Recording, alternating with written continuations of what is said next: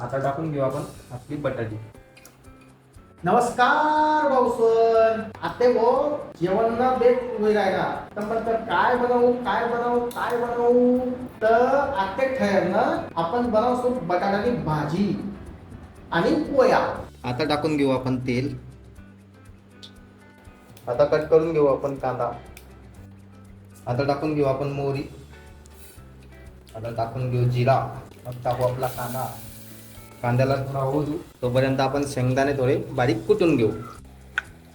जुन्या काळातला आपला खलबत्ता आहे भावांनो. आता टाकून घेऊ आपण शेंगदाणे आणि लसूण जे आपण बारीक केलेलं आहे. आता टाकून घेऊ आपण मसाले. सर्वात आधी धना मसाला, हळद, लाल तिखट, मालवणी. थोडं टाकून घेऊ पाणी. आता टाकून घेऊ आपण आपली बटाटी. चला मंडळी आता टाकून घेऊ पोळी. बघू शकता आपलं कणिक रेडी झालेलं आहे. चला आता पोळे टाकायला करूया सुरुवात. चला मंडळी या जेवायला.